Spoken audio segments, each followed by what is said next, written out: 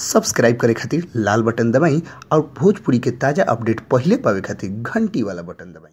छपरा जिला भोजपुरी पर रउआ लोग के बहुत बहुत स्वागत बा। जी हाँ, बीते दिन जिला चंपारण के ट्रेलर प्रीकास्ट हमनी के अपना छपरा जिला भोजपुरी के माध्यम से लोग के बीच दर्शौले रहनी तो बहुत सारा लोग के बढ़िया बढ़िया कमेंट आइल बा, बहुत सारा लोग लाइक कैले बटे और उनमें सवाल पूछल गई बटे कि आखिर खेसारी लाल यादव के ई फिल्म जिला चंपारण के ट्रेलर कहिया आवता। जी हाँ दर्शक लोग, रुआ लोग के हम आज इस चीज़ के स्पष्ट कर देवे जा रहा बनी, रुआ लोग के आज हम बतावे जा रहा बनी कि जिला चंपारण के ट्रेलर प्रीकास्ट रिलीज भइला के बस शाम के देरी रहे उ ट्रेलर के लॉन्च कर दिया गई बटे। जी हाँ, भोजपुरी के सुपरस्टार खेसारी लाल यादव के फिल्म जिला चंपारण के ट्रेलर कल शाम के लॉन्च कर दिया। लॉन्च के अवसर पर बहुत सारा हीरो हीरोइन मौजूद रहे लोग, जौना के फोटो रुआ लोग अभी स्क्रीन पर चल देख सकतनी, जौना में रवि किशन के साथे साथे और भी भोजपुरी दिग्गज सारा कलाकार लोग उपस्थित रहे।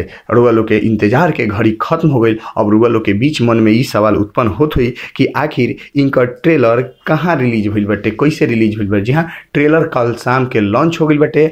आज शाम के TF कंपनी के ऑफिशियल यूट्यूब चैनल पर ओकरा के रिलीज कर दिया जी आज शाम के। जी हाँ, TF company team films Bhojpuri company के नाम से रुआ लोग यूट्यूब पर सर्च मारब और ओमे मिल जाई शाम के एबरा जिला चंपारण के ट्रेलर। जी हाँ, जिला चंपारण के ट्रेलर बहुत ही उम्दा किस्म के बाद जौन हमें प्रीकास्ट में हम रुआ लोग को जौन बतौले रहनी, बस उहे सब चीज़ रुआ लोग के ट्रेलर में जीवंत देखे के मिली। तो रुआ लोग बताई कि हमने के ई न्यूज खबर कैसन लागल, अच्छा लागल हुई तो लाइक ज़्यादा से ज़्यादा करी और कमेंट करी मत भूलें। जी हाँ, लाल बटन दबा के सब्सक्राइब करी और घंटी वाला बटन दबा के सबसे तेज अपडेट पाई। धन्यवाद।